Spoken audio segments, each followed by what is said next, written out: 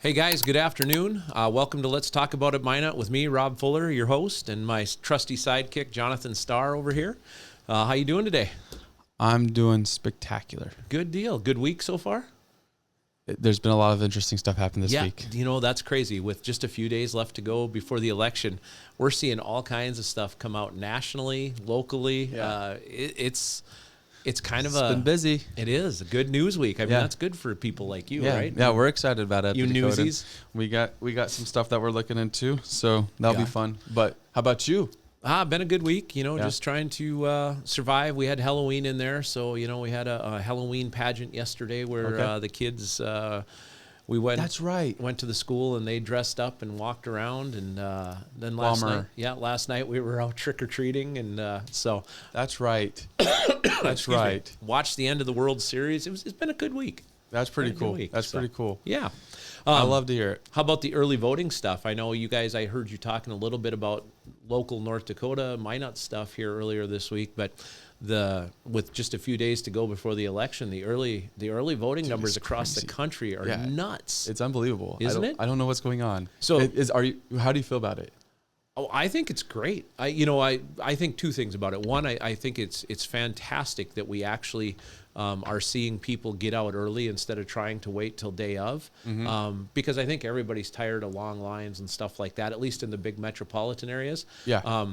But I think what's even better about it is that this time, normally early voting with mail-in and walk-in early votes favors Democrats. Right. This time, when you look across the country, a lot of them are favoring Republicans, or it's balanced. Gotcha. Where, before it was like a 60-40, 60-35 split. Now it's 50-50. Yeah. So it's big. But I mean, we were seeing it in Minot too. My wife and I went and voted on Tuesday. Okay. And we talked to the people that were in there, and they said there was lines out the door Monday morning. Yeah, it's crazy. We were getting pictures. People were sending in. Yeah. And it was just unbelievable.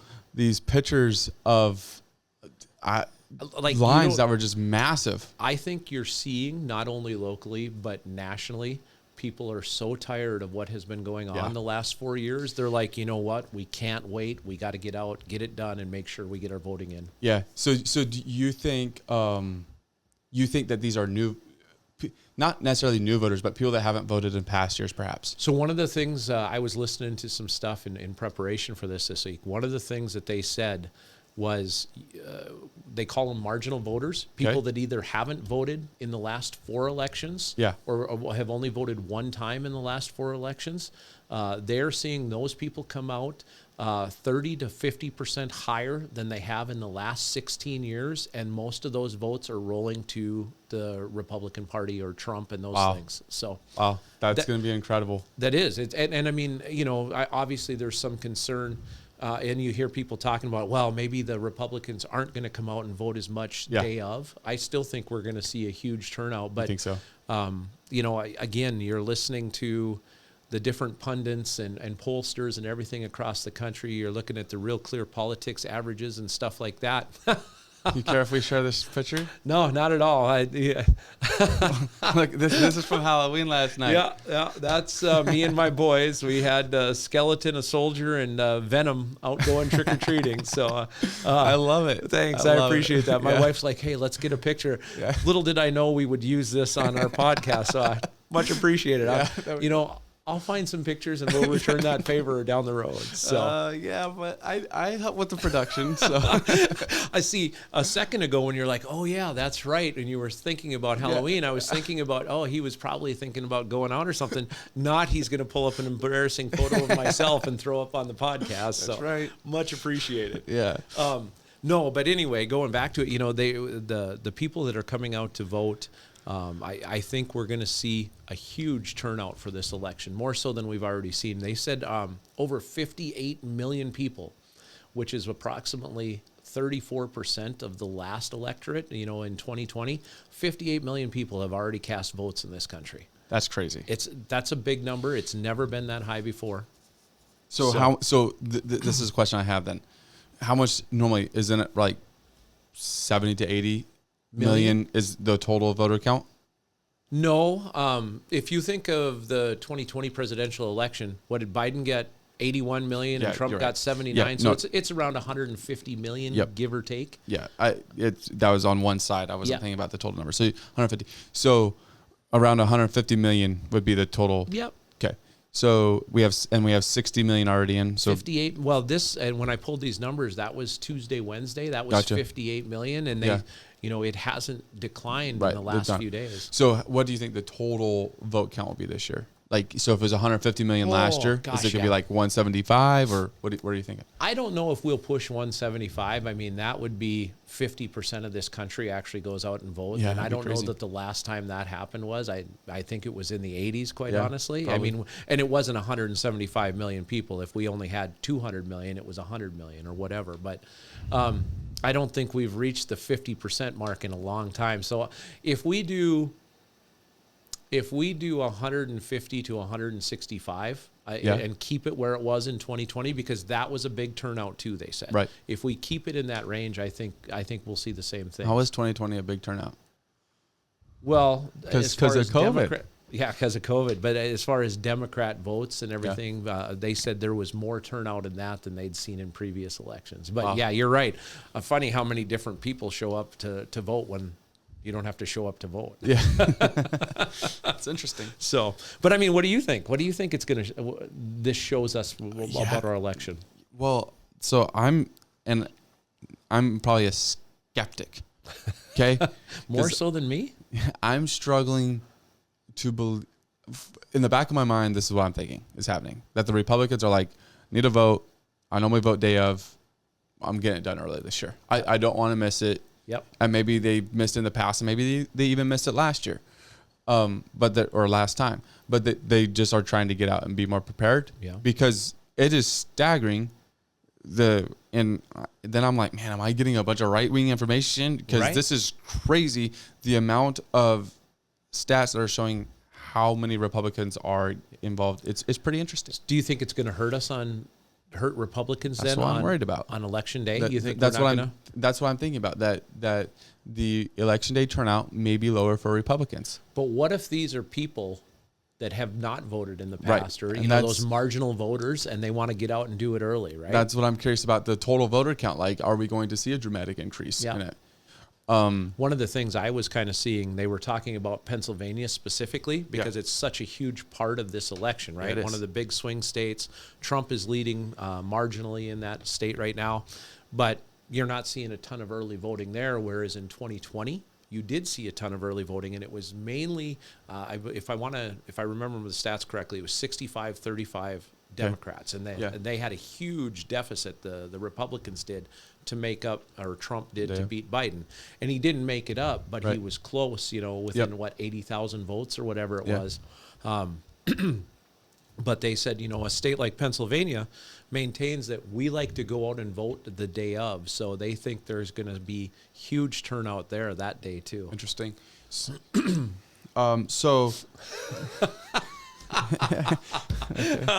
Oh, you guys, that was funny. If you saw Jonathan right there, he just caught himself saying his favorite word. I told him if he had a catchphrase, that's interesting. And so we've been joking about that. So that's obviously why I think I got the Halloween picture put up, because I was teasing him. So. Yeah, that's why. In Pennsylvania, and I don't know if it was Pennsylvania or other states, it was also that Democrat early voting was down. Yeah. Which is an interesting thing. Truly interesting. That's not a catchphrase. That's truly interesting. Because are the Democrats kind of disenchanted with what's going on? They're not as excited this year. I mean, if you look at what the pollsters and when I say the pollsters, I don't take these fringe polls. I use the three big ones that they use nationally, right? The RCP.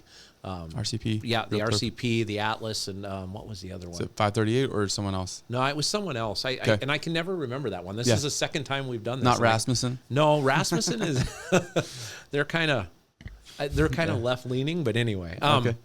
So in looking at those polls, they have said nationally in most of the swing states and even some of the states where they're blue strongholds, that there just isn't the excitement for this candidate. And what's been going on over the last 4 years has really put a damper on getting those people out to vote.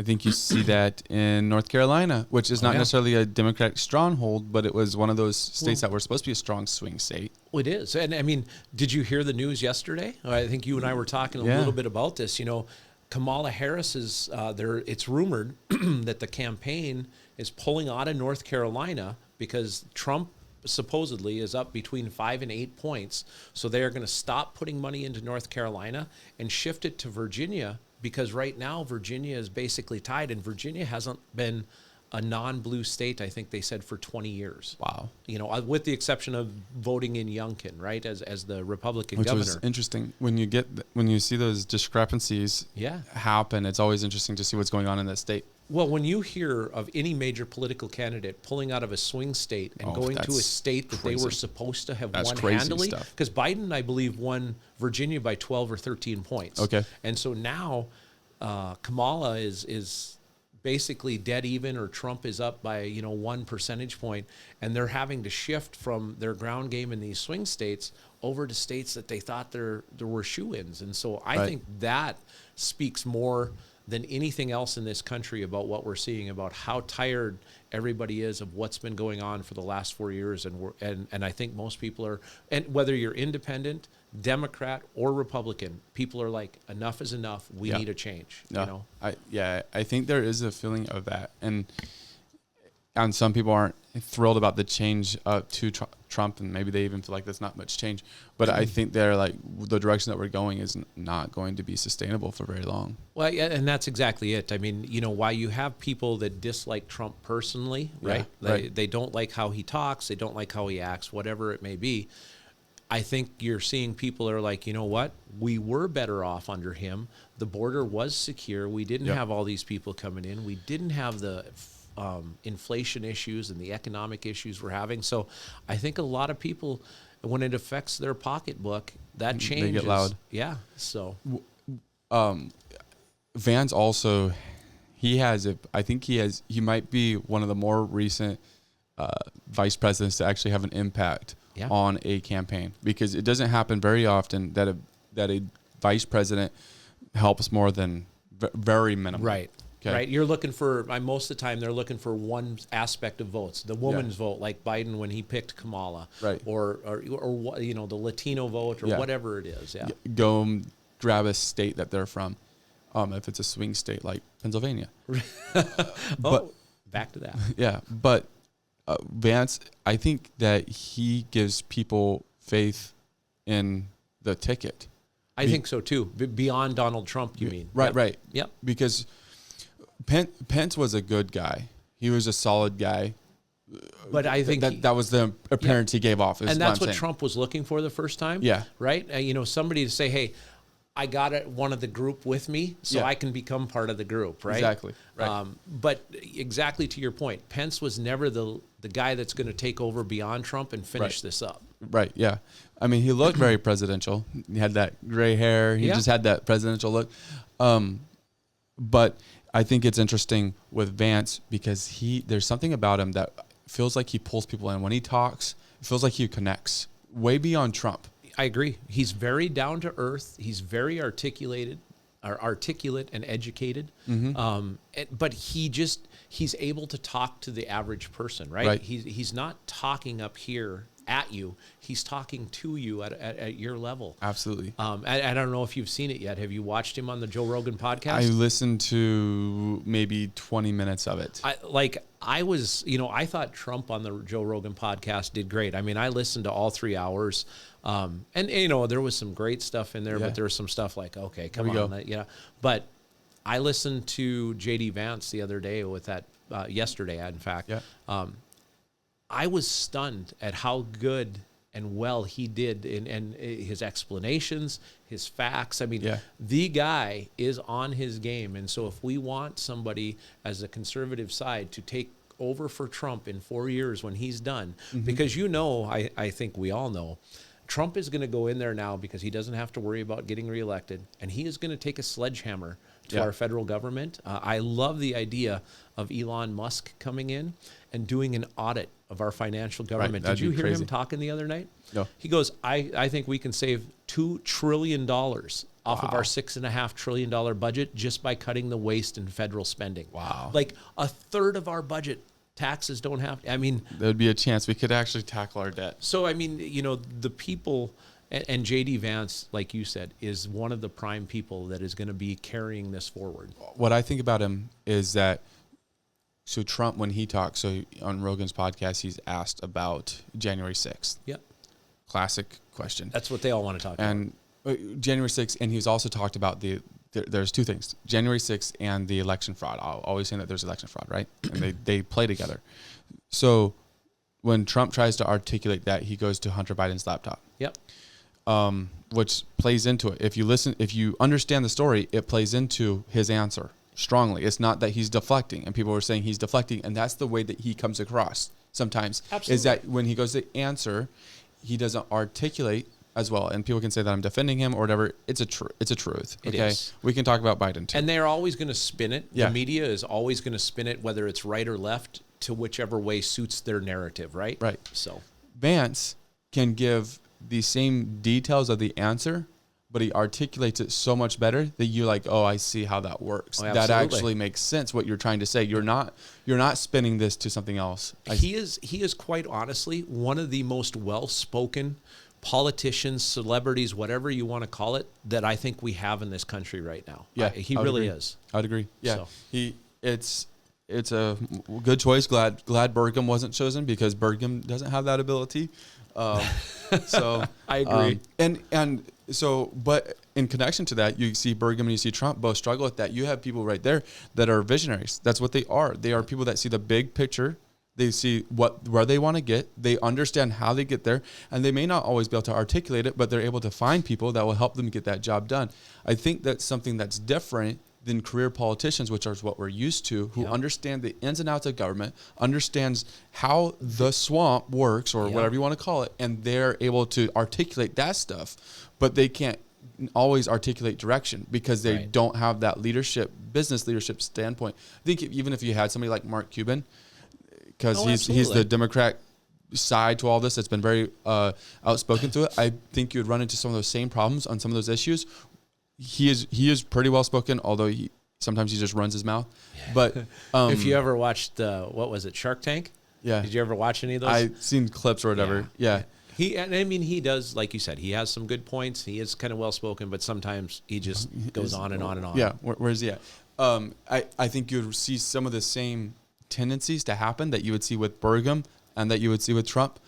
Simply because it's that business side coming in, and it's two different worlds. Absolutely. You know, business guys are straight thinking, right? They're like, how do I get this done from here to here? Right. Whereas politicians, for the most part, aren't how do I get this done? It's like, what do I got to do to get this done, right? Yeah. I mean, when I say that, it sounds similar, but they're different.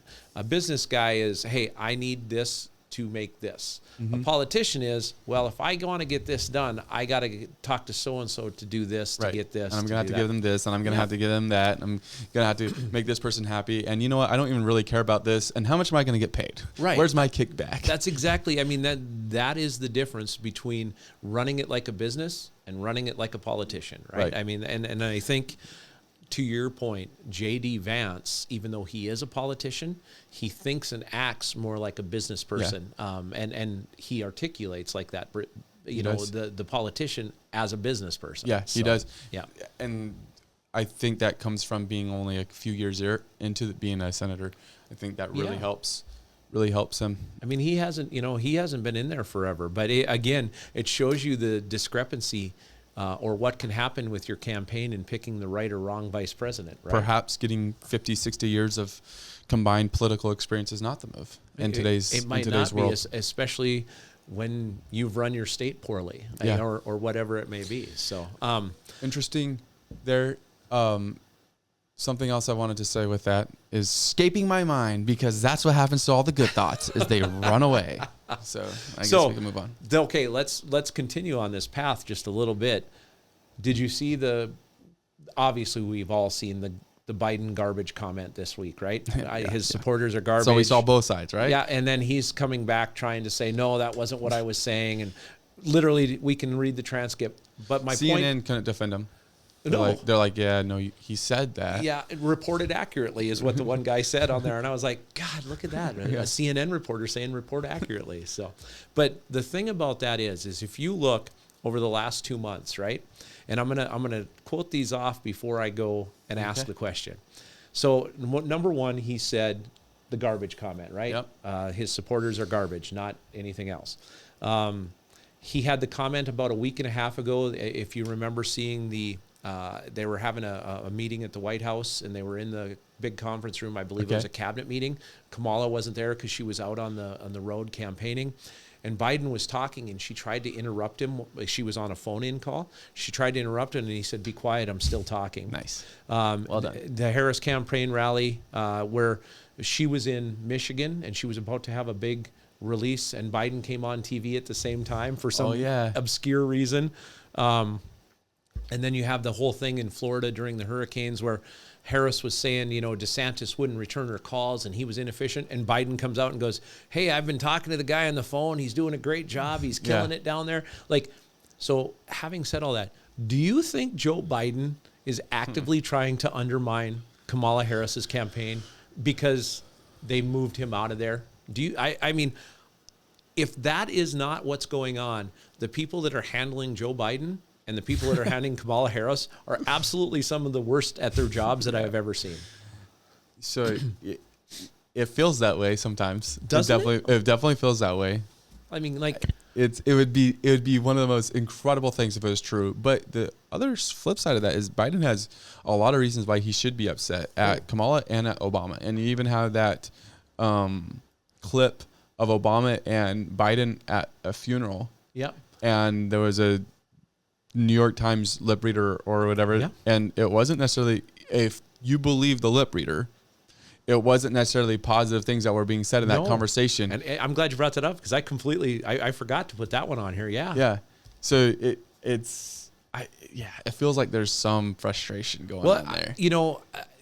I know the guy has some dementia or mental issues. I think we can all see that and we feel for it. But there's also the lucid parts. I mean, you hear him time to time, and these parts and these things that he's saying like this don't seem they're like the frail old Joe Biden dementia issues. They seem like they're happening during some of the more lucid time frames. Yeah. So I think what's interesting to me about Biden is it seems like when he stepped back from running for president, it feels like he got way more comfortable. Felt like pressure was taken off. Yep. And there was this better Joe Biden going about. Yeah. Okay. That's my personal view. And I agree that he still has his moments where, like the garbage comment. The thing with the garbage comment is Biden, ever since I've known him as a politician, which is not as long as others, but has always said dumb things. He has, 100%. That he's had plenty of faux pas. So this is not something where Biden made his first faux pas here in 2024. It is a risk when Biden talks. Obama, there were several times when Obama was president where it's like, all right, dude. Yeah, you're right. But I mean, do you honestly believe all of these things? If it was one or two things, I could say, let's chalk it up to, it's just Joe Biden. But all of these things. Well, I think probably the one that stands out the most is the one in the room that you're talking about when they were in the situation room, whatever the conference room was. Yeah. And he shuts down Harris. It was incredible. It makes you think, like, has this happened before? Right. She goes through the awkward laugh. And in that situation, you have no room but for an awkward laugh. Well, and everybody around the table was like, yeah, it's awkward. You got to somehow roll forward with this. That was just pretty incredible situation, and I don't know what to think about it. But I mean, if you look back, let's go back 8 years, right? And I mean, what if we could point to one thing in the Hillary Clinton, Donald Trump run back then, okay? What was the thing that hurt her more than anything else? The deplorables comment, right? Yep. And so here you have the sitting U.S. president whose vice president is running for election 1 week before the election, call the people that follow Trump and support Trump garbage. I can't believe that was an accident. I can't. This is the part that I don't get. So then Joe Biden tweets, earlier today, I referred to the hateful rhetoric about Puerto Rico spewed by Trump's supporter at his Madison Square Garden rally as garbage, which is the only word I can think of to describe it. His demonization of Latinos is unconscionable. That's all I meant to say. The comment at that rally don't reflect who we are as a nation. Did Joe Biden write that? No, that's absolutely spin from his team. That's people trying to cover up or change the narrative, right? Yeah. I mean, that's the part that doesn't make, like, just let him run his Twitter account. Let him do it. Just let him. Give him his phone. Give him his phone. Let him be him. Can you imagine how funny things would be? I bet there would be some good tweets. Oh, there would be. That would be genuinely funny to everybody. Oh, 100%. And there would be memes from now until the end of eternity. There would also be that. Yeah. So now, okay, we'll move off of this, but one other thing I wanted to just talk about. We've covered quite a bit of national stuff with the election coming up, but did you see the jobs report that came out today? I didn't see this. Okay, this is the most amazing thing, and I'm going to pile this on because, you know, if we talked about this one other time, how they've dumbed down the jobs numbers over the last year, right? Okay. Last year they dumbed them down, or they changed them after they report them each month by over 800,000 jobs for the year. So we didn't create 800,000 of the jobs they said we created. Okay? That's crazy. So today, the jobs report comes out for October, and they said, okay, you know, the government's anticipation was we were going to produce 113,000 new jobs in this country, right, for people to pick up. 113,000. How many jobs do you think were created in the month of October in this country? 113,000. Let's give it 75% of the number. So high 100,000. Yeah. Roughly 80s? No. 12,000 jobs created, to the point where somebody on, I believe it was CNN or MSNBC, one of them looked at it. He was reading the numbers and he goes, is this a mistake? Did somebody miss a number? And they're like, no, this is accurate. 10%, basically. 10%. We created 12,000 jobs in this country in 1 month. Now, that is scary, because what that indicates going into next year, 2025, is we have a real problem in our economy. Yeah. Which everybody's been saying, no, the economy's fine, the economy's fine. The jobs numbers tell everything. And the problem with that is they lie to us about how many jobs were created, and then quietly a month or 3 months later, they redact that back down to the actual number. I see. So they are purposely doing this to try and make people feel like the economy is okay. Yeah. But what's even scarier is if we don't get somebody in this country to run this country, right, we think things are bad now. Imagine what's going to happen over the next 3 to 4 years. It will be catastrophic to our country, to small businesses, and to everybody in the middle and lower class than we can even imagine. So that's how important this election is. Absolutely. Now, here's another one, too. Okay. Did you hear the FBI numbers? So the FBI released their numbers about a month ago about crime statistics in the United States for 2023, and that crime was not up. Right? Crime was actually down, major violent crime. Okay? Joe Biden, Kamala Harris, they're doing a great job. Well, guess what? They revised those numbers down last week. Did you see that? No. Crime was actually not down. Crime was up. Major violent crime was up 4.5% in this country in the last year, in 2023. So again, we have these government agencies, and these people should be just tore apart and literally fired. If you were going to lie to us as the American public, you don't deserve our time, effort, or our taxes, quite honestly. Absolutely. So. No, I agree. I think that's dumb that there's the allowance for those numbers to just be accepted as not being right. Right. That's the problem. Once it's been shown you guys are messing with us, it should never be that way in the first place. Somebody should have to go in front of Congress and answer questions about how did this happen. If it's social media, they'd have to. Right? Put them in minor whiners and complainers and let them, let them get torn apart. I'm saying if they were Facebook or if they were Twitter or if they were Google, they'd have to. Oh, yeah. But why would a government agency have to show up to Congress and actually tell them why they're doing something incorrectly, right? Yeah. Which is another interesting thing about the Joe Rogan podcast that I forgot to mention. And that was Facebook hid it. Facebook hid the podcast. When you search for the Donald Trump, really? You would only find clips when you searched for it. Yeah. So then Joe Rogan, now last I checked, it was over 40 million views on Facebook, on YouTube. Yep. If I said Facebook, I meant YouTube hit it. Yeah. YouTube. When I first pulled up to try and find the Trump thing, you couldn't find it all. You had to go back out to Google Yeah. Google it, and then you could find the whole thing. Which is messed up. Joe Rogan's team, per Joe Rogan, said that they went and reached out directly to YouTube, and YouTube got it fixed.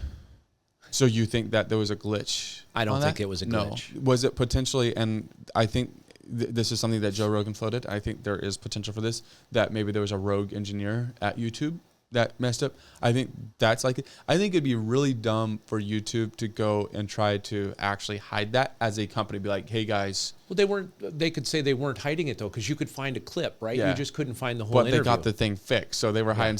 Joe Rogan's team reached out. So because there's no way that you're going to be actually dumb enough to hide with that much of media attention on it. Everybody was going for it. That is why Section 230 needs to be addressed by Congress and removed, so social media and network companies can be sued for false information and the other stuff that goes on. The fact that they're protected and can do whatever they want and nobody has any recourse, that has to end in this country, because it stifles free speech and free thought. Yeah, absolutely. Absolutely. All right, so we've covered all this national stuff. Now let's get down. I want to come back to this local stuff. So there's been this big story across, and I saw you guys cover a little bit about it over the last week, but there's been this big story about Beck TV personality Lori Hines and a story she was trying to help suppress or cover up and for money or whatever else. And so for everybody out there, if you guys haven't heard about this or haven't been listening to it, I think go back to Thursday's podcast for Jonathan. They talked about the actual story with the gentleman, Charles Hoefer. Charles Hoefer. Okay. So go back and listen to that to hear about the story. But here's what's been going on. So audio recordings were given to the Gateway Pundit, blogspot.com, which appear to show Lori Hines, who works for Beck TV, as one of their personalities on the news. She's also a committee woman for the RNC here in North Dakota. So the videos and audio recordings show Hines agreeing to suppress news content, likely illegal payments as compensation for suppressing the news. The original story is about all the data and documents Hines was given from a whistleblower alleging systemic corruption and fraud in the state of North Dakota, including accusations of political motivated murders. Yeah. So again, all that's from the Gateway Pundit. That's crazy, the work that they did there. Yeah. I mean, we talk about this. We've talked about this in the last couple podcasts, right? You know, and the spin and hiding stories and suppressing stories. But here in North Dakota, from one of our own conservative RNC people, and she works for a news agency. Yeah. What do you think about this? I mean, you're a news guy. Tell me. Yeah. First off, I feel bad because Charles Hoefer, I don't know his story, and we're looking into it. We're hopefully have some exciting stuff coming up on that. But his deal is not that he's out there trying to get this story to lambast the North Dakota government, right, and to take down potentially politicians or take down government officials or whomever else might need taken down or may not. Maybe it's a big farce. His deal is he's trying to run a company, and he had a loan for the Department of Commerce in North Dakota that has been shut off because they're saying that he did not spend the money right or whatever it is there. And he's like, that's not true. And he's just trying to go and get all this stuff resolved so that way he can get more investment to his company. Yeah. That's all he wants. Yeah. Is so that way his company can move forward from our understanding. Lori Hines and then was trying to make calls to Kevin Kramer, making it sound like maybe that she was going to help resolve the problem, all this stuff. The fact of the matter is, it's not the news's job to go and be the middle ground to resolve stuff like that. It's the news's ground just to go ahead and get stories told, let them be, and let people decide. I've mentioned it before, but I like Fox's tagline from 10, 15 years ago when it was, "We report, you decide." Yep. That's simply it. Get the facts, figure them out, get whatever you need to get, and present that, and let people decide. Well, now, correct me if I'm wrong, but isn't this story, excuse me, doesn't the story include some accusations against our sitting governor and both senators? So basically, the sitting governor and both senators were very much, their staff people at the minimum were very much aware of what's going on in Dunseith, North Dakota. And if the accusations overall are true, then there's got to be some fallout that goes towards them, because there would be government cover up on stuff that affects military and civilian aircraft and stuff like that. So there would be some cover up that's going on. That's crazy. If it's true. Again, we're in the beginning stages of it. Just we've researched all the information that we can find online. We've actually had conversations with other reporters that have been on it. We've talked with Charles Hoefer himself, and we have some more stuff coming up on that. So we're in the very beginning stages. There was a podcast that was done on Grand Forks Best Source with a podcaster there that Charles Hoefer and Kent Weston was on, and there was a lot of information there. And then they actually had a press conference earlier this week in Dunseith, and so we took in the information there.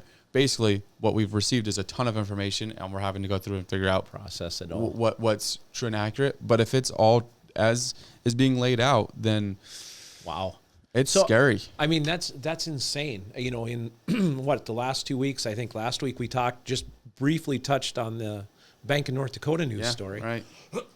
Excuse me. Sorry. I didn't get you water this week. No, that's okay. So you have that story about the Bank of North Dakota making bad loans to some politicians and covering up $450 million a year write-downs and everything like that. And now this week you have this story coming out. Next week's going to be a good week too. There's some crazy stuff going on in our own state. And you don't normally think of that. No. North Dakota, we're good, wholesome people. No, but when you begin, and other people have done a lot more work on this than we have, but when you even look back to Stingem's emails, and then you look back to, and he passed away unexpectedly. He was not, it was very unexpected. And there are questions around that I've heard asked. I don't know if they're legitimate or not. And then you have the other, a assistant AG or someone in his office. He recently passed away, and there was a cause of death given on that publicly. It does make you begin to ask questions, though. Right? Are you like conspiracy theorist stuff? Yeah, but when you go and you see, I'm not a conspiracy theorist typically. I do believe that we went to the moon. I do believe that 9/11 was taken down by 2 airplanes. Yeah. I do believe those things. But when you go and you begin to see a pattern of other things, it makes you ask questions in other places too. It certainly does. I mean, that's simply where I'm coming from. And I get that. I was just giving you. I know you're it's teasing. very interesting. No, it is. You know, my bigger question though, I mean, with all of this, right? Like we have talked about this a number of times in the last couple of weeks, the trust in the media and how it's being eroded. Right. And I mean, you know, we see it in the national brand, and now we're even starting to see it locally. Like, when is this going to change? What do we have to do as a country, as a people, to stop this lying coming out of the media, honestly? I mean, because otherwise people just don't trust anything anymore. Yeah. So that's the part that's got to be fixed. It does. I mean, how, like, advertisers will stop advertising with you, and these agencies and these news places are going to go away. I mean, you know, Beck TV in North Dakota is a great conservative network, and they do a lot of good things. They do a lot of, they make it where most people's, if people care about it, most people's high school football games can be broadcast. Right. The little towns, and I know there's others that work on that as well, but they do a lot of things that are truly just trying to help North Dakota out.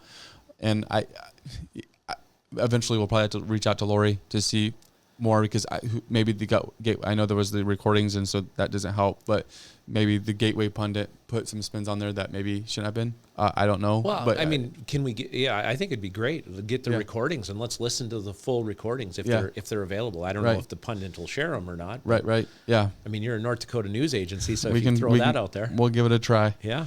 So, I mean, it's so stunning to me, though. You know, like, as I mentioned a little bit before, we were talking about the news media now today, if you guys are paying attention. Trump made a comment last night at one of his rallies about, he was talking about the attempted assassinations of himself, and said, you know, let's see how they'd like it. And he was referring to Liz Cheney because he was talking about some things she said.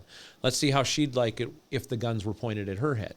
Right. You know, now you have a number of people in the national news media this morning coming out on TV, online, on everything, going, Trump called for the assassination and the killing of Liz Cheney. And you're like, are you kidding me? You took that to the furthest. Like, this has to stop, though. That's what aggravates me about the news today, right there, is I don't even know that I want. So sometimes I go to the Daily Wire. That's conservative. That's, and some might say that's too conservative. Others would say that's not conservative enough. I just want stuff that I can trust. Well, and that's just it. I want to hear the news. I don't want to hear your opinion. I don't want to see you spin it. Yeah, I'm tired of that junk. Yeah. I'm tired of people trying to make up my mind for me. I just want to know what happened so I can understand. Well, and again, I mean, you know, you throw a story like this out there, again, they're just trying to throw whatever they can against the wall to affect the election. That is election interference. Why are we not doing something about that? And I don't care what side it comes from. Yeah. I really don't. If Fox is doing it, if MSNBC is doing it, whoever's doing it, it has to stop. You know, and I mean, we literally, if you look anymore, you know, they make these newscasts almost like social media posts, right?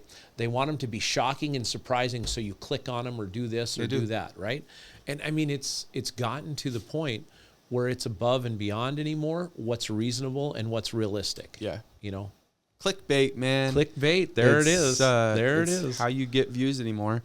And I think probably some of that even comes from the younger crowd coming up and them trying to capture some of that because... Well, yeah, they're trying to bring them off of social media to the regular news, right? Yeah. So they got to get those clickbait titles.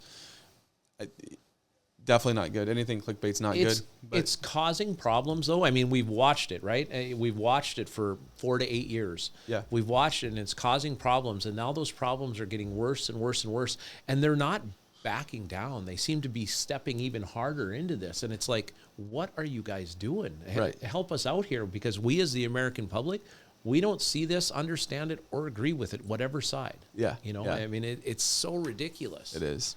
So sad, man. What else we got? We talked about, anything else you want to hit on this story, or are you going to wait till next week when all the big stuff comes out? Basically, on this story, as mentioned, we're in the early stages on that. We've done a ton of diving into a lot of interesting things and it's very interesting throughout. So there's my tagline. Okay. But of interesting. But we're going to go and be having conversations with Charles, and then from there, hopefully be able to actually get him on the podcast. Okay. So we should. Is that the Mind Up Matters podcast? We're going to be. Yeah. So, all right. Let's talk about this right here. Uh-oh. So this is what we're going to do, because we're going to go and take. So we have our Mind Up Talk every Tuesday, or every Tuesday at 2 p.m. And I've been thinking about this for a while, and this kind of spurred me into action. We're like, how are we going to cover this? This isn't a conversation, which is one of our podcasts that normally just interesting conversations about the state. This isn't really Mind Up Matters because it's statewide. Right, it's statewide. It's way bigger than that. And so what we're going to do is turn our Thursdays into Indie Talk. So we'll have Mind Up Talk on Tuesdays. On Thursdays, we'll have Indie Talk. And that's going to be covering the Dunseith Debacle. I think that's Dunseith Debacle. Yes, I like the Dunseith Debacle. God, I hope that catches on. That'd be sweet. And we'll also be covering like the legislative session and stuff like that, because there'll be a lot of indie news that's coming up consistently. So that's kind of the strategy there. We will be potentially having podcast interviews that are beyond that, but it'll probably just be considered a special episode of Indie Talk, and that's basically the way that we'll present it. So you guys check it out next week. Yep, we'll have an update on Thursday. We'll probably have an update on Tuesday, a small update, but we'll go in depth on it next Thursday again. Okay. We'll bring it, the information as best we can. Yeah. I can't wait to hear it. It's pretty interesting stuff. You guys will have a lot to talk about then next week with that, and the city council meeting on Monday night. Yeah, you guys. The election. Oh man, it is crazy busy right now. Yeah, it's a lot of fun. It's crazy. I can only imagine. There's news. Just got an email today that we're looking into about election lack of integrity, perhaps down in Cass County area. Probably nothing nefarious, but Fargo area of. What's the complaint? Well, basically, there's not enough security going on with ballots that have not been used, and even if they were used, just ballots in general, there's not enough security going on. Their procedures aren't being followed properly. And earlier this year, we had a conversation with Lydia Giselle, and she was working on a measure that would get change how the election integrity worked in North Dakota. Okay. And so there's a group out there that is focused on election integrity in North Dakota. And Kyler went on record on Tuesday, I think it was, saying that we have some of the best election laws in the United States in North Dakota. But there's some that feel like they need to be even better. And I think this is probably part of it. I think that when you live in a state that votes mostly red, you just kind of forget about it. Yeah, I can agree with that. If it was mostly blue, you would forget about it too. If it's in a tight election, suddenly you care about how the ballots were treated all the way through. Yep. Is North Dakota close, though? Is it going to be tight up here? Or, federally, probably not, but maybe it'll affect some local and state stuff. So in that area, it will be. Yeah. In Fargo area, there's some races that are going to go down to the wire most likely. Yeah. It'll be interesting to see how that plays out. Federally, I don't know. Armstrong's going to win big. Yeah. Kramer's probably going to be tighter than probably one of the more tighter senator races than we've had in a long time, and that could mean he wins by 10 points. Right. Like, it's not going to be tight, but based off history, it'll probably be tighter. And Fedorchak, I don't even know how that one will play out. I feel like Christensen has a stronger name brand than Trygve Hammer. But so I think that plays well for Christensen and why that specific race will be tight. I don't know how it'll play out with Trygve and Fedorchak. I guess two people that are lesser known. So right. And Fedorchak's been around. I'm not criticizing her. I'm just saying she's not an incumbent or anything like that. So yeah. So it's, as always, it's a vote. You want it to be treated fairly, and so it'll be interesting. We'll look into that a little bit. Speaking of, I'd said I went out and voted this week. Did you go vote? Dude, I've been wanting to vote. You haven't gone to vote yet? No, I haven't. I have not gone to vote. You can still early vote on Monday, can't you? And I'm going to do my best to. Yeah, I don't want to vote day of.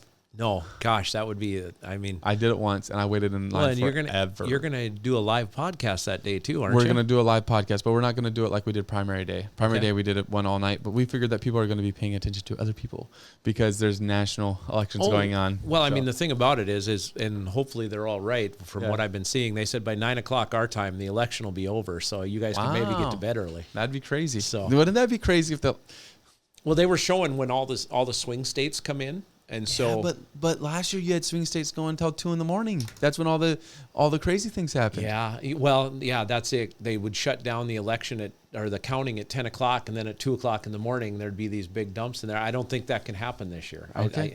All right. But what they've been saying is the states that'll come in by 9:00 our time, the West Coast stuff shouldn't even matter. Arizona, California doesn't matter. No, but like they were talking about Arizona and Nevada, they said because of how Trump is doing and how he normally underpolls, that you will see basically Georgia, North Carolina, Pennsylvania, Wisconsin, and possibly even Michigan all go for him, and those will all be reported by 9 p.m. and the election will be over. So, we talked about this last week. Yeah. But when he ran against Clinton, it was low single digits. She was supposed to win. Yep, she was. She was like +4. She was +4. He would come in then, he was +4 and he'd win by 3. So there was actually a 7-point difference there. And like in 2020 against Biden, and let's just use Pennsylvania, Biden was supposed to win Pennsylvania, I believe, by 6 or 7 points, and he actually only won by 0.3%, which was 80,000 votes. Right. So are you nervous at all? If you trend right, if you trend Republican, I think everybody knows I'm a Republican. So I'm teasing you. Okay. Are you nervous about him having a lead going into Election Day? It just feels off with Trump, doesn't it? Well, it does. But are you nervous? I think you're always nervous in this whole cycle after what happened in 2020 during COVID and some of the nefarious stuff that people allude to out there, right? Whether you believe it or not. Yeah, that's up to you. Side or side, I think you're nervous. I'm less nervous. I'm apprehensive, maybe is a better word. But I'm less nervous because I think so many people in this country right now are so done with everything that's happened in the last 4 years. Our families are struggling. Our businesses are struggling. Yeah. And you can't make some blanket comment, one side or the other, and make that fixable for everybody, right? Oh, we're going to do this. Lies. You've had 4 years to do it, and you haven't done anything. So I agree with that. I think people are getting out and voting. I think if he does have a lead, which they're talking about going into actual election day, if he does have that lead going into actual election day, I'm more comfortable than I would be if he was down, quite honestly. And let me ask you this. What state is he going to get that maybe, I mean, obviously you're paying attention to polls, so it's not unexpected on polls, but maybe that typically if you looked at past years, it'd be very unexpected. I think we're going to see three things in three different states that will shock all of us. I think Minnesota, which is closer than anybody has remembered it since Reagan. I think Minnesota may not actually flip. It could flip, but within 1 or 2 points, Minnesota hasn't been a Republican state in 40 years, 50 years. Right. You know, I mean, so to actually get that close. Number 2, Virginia.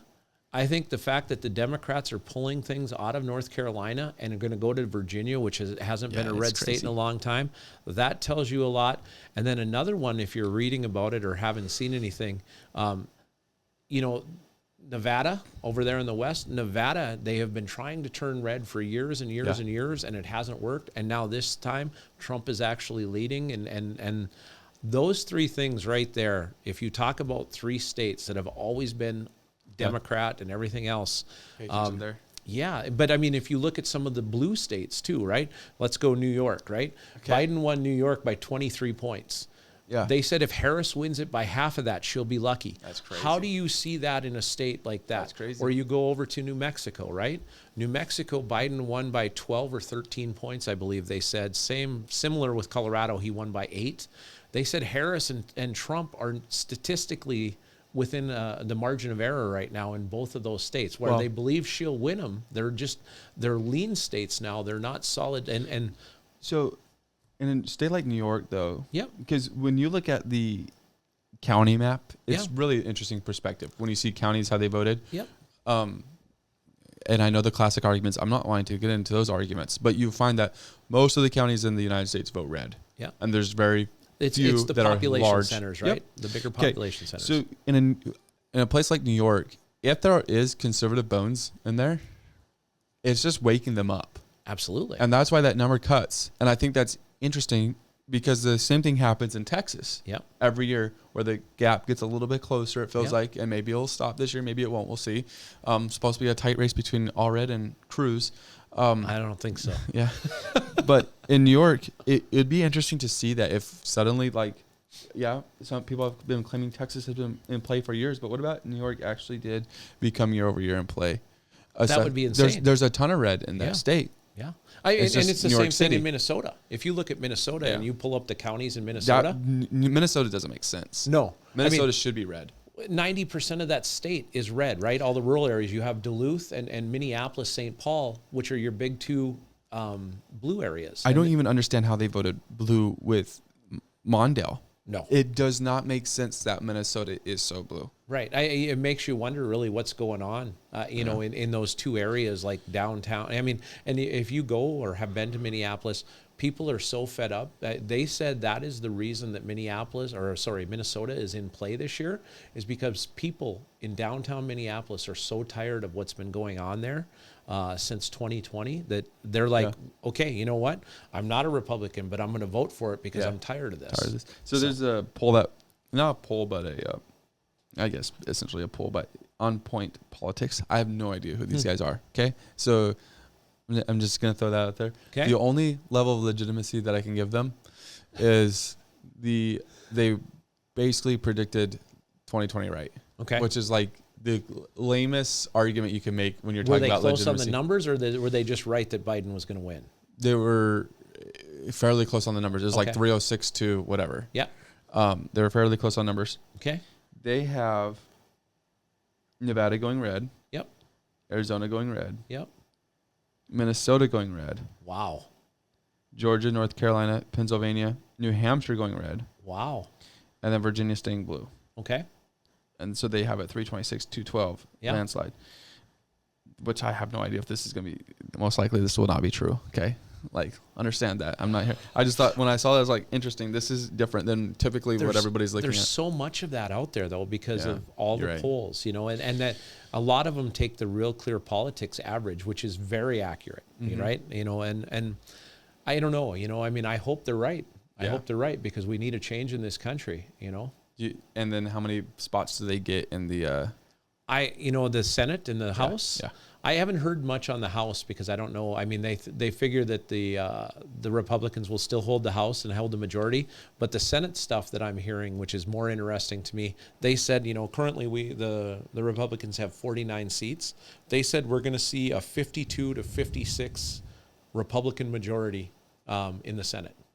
You don't think so? That's just crazy, isn't it? Yeah. But I mean, doesn't that point out, like you talk about what's been going on in this country for 4 years, right? Doesn't that point out the shift of how tired everybody is? And here's the thing. Bill Clinton, I'll go back to him. I was in college and I was fairly young, and I thought he did a good job as a president. Mm-hmm. Bush came after that, and with all he had going on and 9/11 and everything, I thought he did an okay job. He wasn't my favorite Republican president by any means, but then you get Obama in there, and I think he set our country back, not only in race relations, but economy-wise and everything. We struggled under him. Then you get Trump in there, and we have 4 good years, and then you get Biden and Harris in there, and we have 4 drastic years. Now, I know everybody's going to come back, and they're going to go, oh, but it was COVID. COVID had nothing to do with the policies, but it did have to do with how they lied to us, right? I mean, they were doing something specific there. I know people were scared. Nobody wants to be caught. Oh, half the American public dies because of some. But they knew what it was. They knew how to treat it, and they didn't tell us the truth, right? They went ahead. They let these pharmaceutical companies, when you could have had the ivermectin, the ivermectin response used, and it helped people quite a bit, But I think this just indicates nationally how big of a difference people are seeing things now. They're not believing what they're being told. They're believing what they're seeing and feeling. No, that's completely it. They don't believe anymore. The faith in what they have always believed in is gone. Yep. And I think that's a good thing. Whether or not, I don't care how you vote. I don't. You're right. Yeah, that it should be personal to you, and you should make it based on your belief system. But now I don't think that they're believing everything that's being fed to them, because there are some major news organizations that kind of feels like they do care how you vote. I mean, if you go back 4 years, right, just look at the number of times we've been lied to, and everybody's kind of like, I'm not biting anymore. I'm not feeding or eating what you're feeding me. I'm just done with it. So you're right. I mean, it's awesome. Huge. It is. So, I guess to kind of finish up, did you watch the World Series this week? I followed it from afar. So you don't watch baseball? No. Okay. But I was all right with Freddie Freeman getting a home run in almost every game.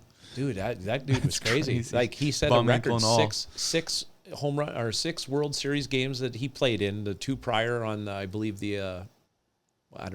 wasn't the Dodgers, or maybe it was the Dodgers. Anyway, he's hit 6 home runs in 6 World Series games, which was crazy. That's crazy. Hit a grand slam game winner, Yep. essentially. No, it was a walk-off game winner. Well, and did you see the final game?